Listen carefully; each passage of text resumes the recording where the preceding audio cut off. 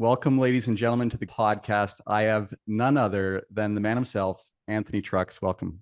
Hey, man, thanks for having me. Appreciate you so much and the work that you do. I've got a bunch of questions. We'll see how much we get through. All right. So we'll start with right off the top. For those that don't know you, please share who you are and what you do.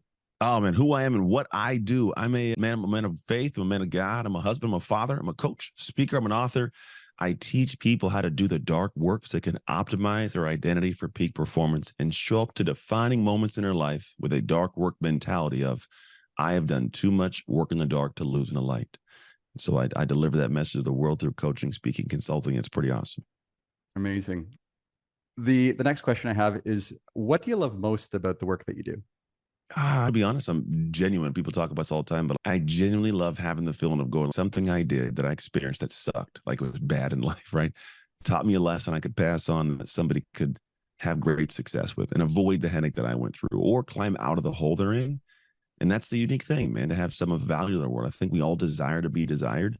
And so to have something that's desirable is probably a pretty good feeling. And so when I can deliver that to somebody and they have some great result with it, I love seeing it, to be honest. And that's what transitions and translates to income and impact in the world. So I'm not going to lie and say I don't love that I can actually make a career out of doing it. So it's a duality, but genuinely, like, it's something where I love the fact that I get to do something in life that helps people's lives. Fantastic. And I know I'm familiar with parts of your story, but what do you attribute to something maybe you learned early in your career that has made the biggest difference? You're not going to die. Obviously, you can die. And let's put it that way. The meaning, like when I approach certain situations and I'm deathly afraid of it, but you're probably not going to die doing this. You're not going to die making that phone call to somebody, filming that video, getting that workout in, saying that thing, making the ask. It's gonna feel painful, but you're not going to die doing that. And so that allows me to go, all right, it can't be all too bad. And then what you do is you lean into something. I think life taught me that pretty early on, where there's things that we're desiring in life, we want in life, but then the path to get in there becomes just murky or gray or uncomfortable. And most people will give up on the dream because of the discomfort it takes to get it. And so as a young kid, thankfully, like in my teens, I was able to figure out that's just the path to all success. And so I've been able to reapply that understanding to many plights of my life in different stages to get success that most people will never get, or it takes forever to get because I just do it faster. So I got no problem falling on my face. Love that. Great advice for everyone. And the road to success is often paved with all of these things that people don't see. So it's the work that you do that people don't Dark see. work. Yeah, exactly. That's Talk what it about is. mentors. Yeah, How I get a lot of them. how important have mentors been in your career? It's paramount. There's no way that I would have the information I have without people giving me like the information of what direction to go to learn it through experience, or to garner it from people who've gone through the experience and can help me shortcut the path, or we'll call it bypass the dumb tax, which is like you do it on your own and you make the mistake that somebody could have told you to avoid. So for me, I just look at all the levels of my life, from football to business to speaking, this whole industry here. I've always had people that I can ask questions of. And interestingly, like most people, they won't do this because I think one is an ego thing. I don't want to, Hmm. I'm self-made. I don't want someone to tell me, right? Which is like that's a dumb thing to me. Because I go, I was the highest level in the world in my sport. I still had a coach, right? It's not a bad thing if you need to have that. But then two, I think the mentorship allows me to see things I didn't see that I should have moved towards, or that can move you. Because a lot of the things that we don't know, sit in that bubble for a long time. So you don't drive towards, you don't work towards, you don't even know it's there. So mentors, they open your eyes to things you didn't quite see, and you go, oh, it's possible. And it reframes what you can do. It shapes your mind different. It gives you better hope. And then from there, you can actually move in a direction of where they're at without having to do the same dumb things they did. So you get to do it faster. And a lot of people realize this exists. They know you can get a mentor and a coach, but they go, oh, it's going to cost money. Yeah, it's going to cost you probably some money to pay for what somebody had to pay for with more than money. And I'm willing to do that. So for me, like, I do invest in coaching. I do invest in mentors personally, because at the end of the day, like, I know that there's going to be some investment to get my success. I'd much rather it not be time. And if I can avoid time, because that's the one thing that you can't put a price on, but I can put a price on the information. So I'm going to pay for the information to be able to save me time. I love that. Mentors really are the accelerant to getting to where you want to go. And what are you most excited about? Right now, I'm excited about family, man. And we got somebody doing some stuff on our house. We're getting the house fixed. So it's like, it's not fixed, but upgraded so we can like be here for a long time, if that makes sense. Yeah. But I said, man, I'm excited about watching my kids grow and do their things. I know work's fun, and I have a blast in the work I do. And a lot of people will answer that question, I'm sure, with I'm excited about this thing I'm launching. And we got some great things launching. I got a whole new company I'm building into. It's going to launch in March. But for me, it's like all those things are just, I guess they're vehicles to allow me to have time with my family, with my wife, with my kids, to go watch them play sports and do what they do. All that stuff is for me the blast. So I'm excited about living my life. It's really it, just living my life. Great answer. What motivates you? Getting to the end of my days and making sure I've done what I was supposed to do while I was here. I don't know what that is. I don't know if I'll ever know what it is until you actually leave the planet and you're off to the next stage. But for me, what motivates me is, one, making sure that I don't waste the gifts given. But two, I find like I look at it as metaphorically like teacups. There's the potential to have a full cup of tea, but a lot of us live life with drips and drops in the bottom of the cup. And I don't think that's a way to live life. I think if the potential is there to have a full cup, fill the cup up, man. Go do things, go see things, go try stuff, expand out, see what's possible. I don't think enough people do that. I think for me, what I look like is life is I want to make sure that I'm building into something that gives me this complete sense of fulfillment as I build into it. Fill your cup. Great Fill the advice. cup, man. Do a bunch Fill of the crazy cup. things. See what's out there. Live life. Excellent advice. What's your biggest challenge as a leader? Biggest challenge, man. You know what it is, to be honest? It's living what you preach. It's always a hard thing. I'm not saying that I don't do it. It's hard to do. I do. But that's the battle, is those moments in your mind where like you've told people go do this, and then you're confronted with a moment where you have to do it, and your brain starts going, hey, no one's going to know if you don't do it. It'll just be you and me. And I go, Mhm. I'll know. And so it's whether it's missing a workout or the food stuff or not doing the congruence thing. You said you make sure you go and create this, watch this, do this, right? And then you don't do it. Because once you have a certain level of success, if you don't desire something more, you can get lulled to sleep at the level you're at and just do it, no problem, right? It just becomes. But for me, if I go, I want to have people understand that I can guide them on the journey to being better. I've got to be working on being better myself.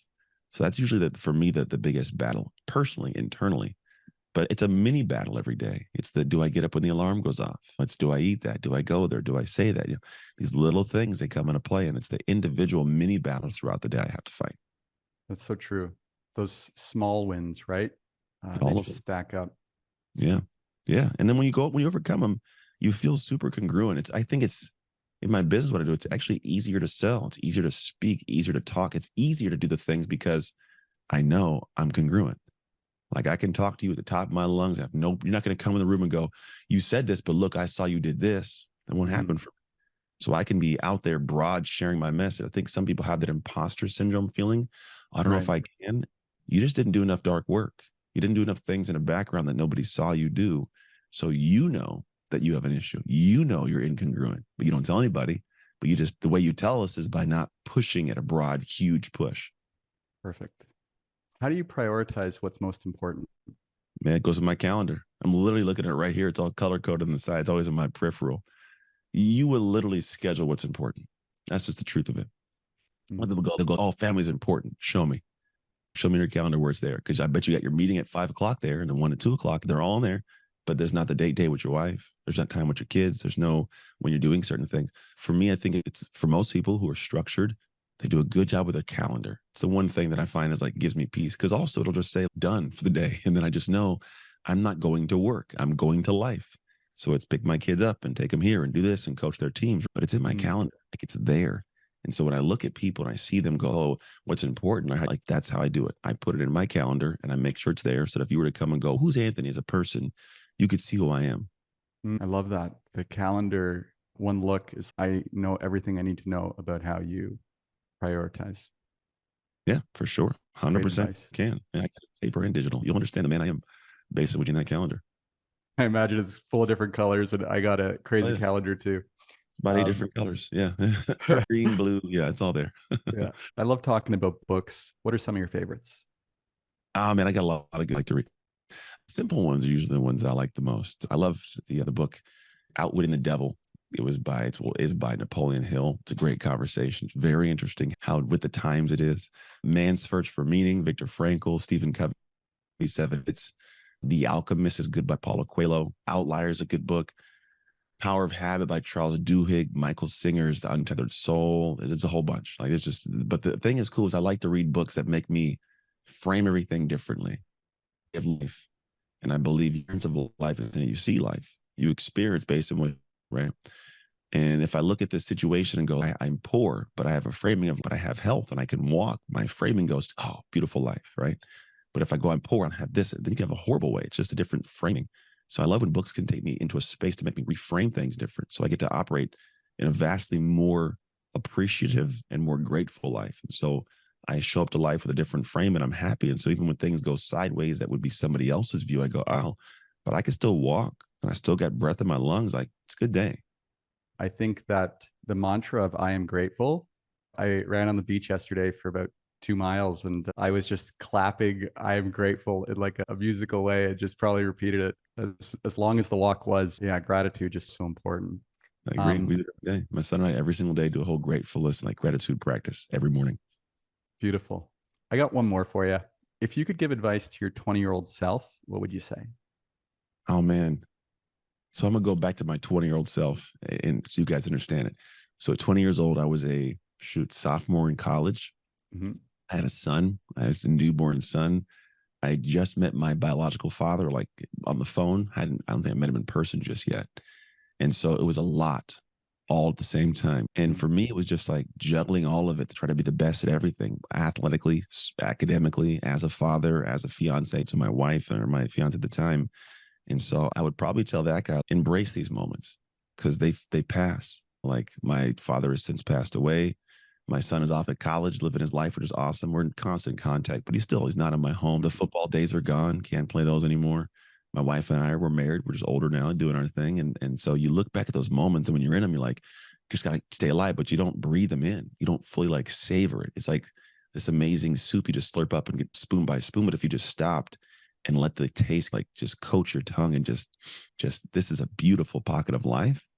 I think that's what I would tell myself back then of like, hey, this is going to be gone before in 20 years, we'll be reminiscing about it before. So enjoy this. So true. I saw recently that the Sony CD Walkman was enrolled in the historical, what do they call it? Like The museum kind of thing, huh? yeah, like a museum. And it's, oh my God, right? I had one of those. Yeah. I Yeah. was the other day to The Discman. the Discman. Yeah. Yeah. Yeah. Yeah. Wow. The CD player. That's crazy. Yeah. I Remember had it. skipping? I had all Anti-shock? Anna bro. I used to listen to that on game days, like for high school football. And then they had the Sony mini disc player. Remember that? Yes. And the Yeah. mini disc player was one where you had to load music to a little disc from this app on your phone. And then, yeah, that's crazy. We've gone through all of it. Now it's just hit a button and download the entire album in 30 seconds before the plane takes off. Amazing. Okay. One more bonus question. Let's do it. For any entrepreneurs listening, what's the best bit of advice you were given about business? And make your business boring. Make your business boring. But here's the thing. It's not that it's boring when you do what you do. I love speaking, coaching, teaching. I love this stuff, right? This is what I love to do. But there is a boring rhythm to my business, meaning the way that I prospect, the way that we generate leads, the way we have conversations, the way I study and practice my craft, when and where I'm doing it. Like there should be a rhythm to it where it's not that it's unhappy, but it's not like it's brand new and exciting every single moment, because those are the things that build you into having moments where I can get in a stage and talk to 30,000 people in a stadium at some point, or I can talk to clients in a podcast, or I can have clients and do webinar. Those little things that are the fun, exciting moments there because of the boring stuff you've done. Most people are looking for every day to get up and go to the coffee shop and have this being and zig zag. It's not what entrepreneurship is. To be honest, a lot of it's dark work. It's things that nobody sees. Did you get up every single day and do your routine? Are you in a good headspace? Are you writing that thing, filming that thing, talking to the clients, prospecting, having sales conversations, doing sales, delivering your service and your product? Are you doing these things that really create the outcome of the guy with the helicopter and the Louis Vuitton shoes and the Ferrari? That stuff's all because of things they did that nobody saw, and they did them for years. And it wasn't sexy. It was boring, but it built up to the exciting things later. Maybe at one point there's a book called Boring Work in it for you. Yeah, it could be it. Make your business boring. I could do something like that. That's a good book. Yeah. There you go. You're spitting out ideas right now, aren't you? Yeah, I love it. Have you read The Practice of Practice? I haven't yet. No. I'll send you a copy. It's by Jonathan Harnum. And Okay. it's all about how musicians get better at music, but it applies to anything, and some really fantastic ideas. And there's a I like quote that. in it that I loved. It's called "Talent is practice in disguise." Yeah, that's good. Yeah. That's 100% what it is, man. Yeah, there's no overnight success. Yeah, I like that. It's pretty cool. This has been so much fun. Thank you for joining me on the brand new Grateful Podcast at gratefulpodcast.com. And I just really appreciate your time. And it's always special when we get a chance to have a conversation. So really appreciate it. Ditto, man. Welcome. Thank you for having me. Appreciate it. Seriously. Thanks so much. It's been great. All right. All right. Yep. That was great, man. You're a Oh, rock star. thank How you, do you man. like my new setup here? I In see my that. Is it a picture or is it actually your house? No, so this is, you might be able to tell, it's a green screen. So if I can tell. I'm actually, yeah, I'm in Puerto Vallarta in Mexico. Oh, I know. Actually, I'm staying in Sayulita, which is about an hour and a half, kind of like a little beach town there. Yeah. And I've just up in there's a Selena co-work. They're all over, and I'm in a hallway. I just set this thing up and the rocking and rolling. Hey, knock it So out, man. I like it. yeah, You got to be resourceful. It's beautiful. I can yeah. appreciate, respect that. It's that dark work for sure, man. I can have my EA reach out to you. Just give me some address information, and I'll send you a copy of the Yeah, book will do. because I think you'd really enjoy that. It sounds like I would. I think it's right in my alley of things. Practice of practice. I like that idea. Yeah, And I'm that in for sure. and that boring work idea, I think you got a book in there, right? It might be actually. It generally might. Entrepreneurship by none other than Anthony Trucks. Yeah, yeah. The business, the boring, building a boring business, something like that. There may be something out there. Yeah, I'm gonna take a look at making that. This is the thing that people do. They give me ideas and I run with them. So you Well, may. I think it would be really cool. I think you're doing awesome stuff, and keep up the great work. It means a lot to myself, my team, and everyone that you touch with your messages. So thank you. Very welcome and thank you as well.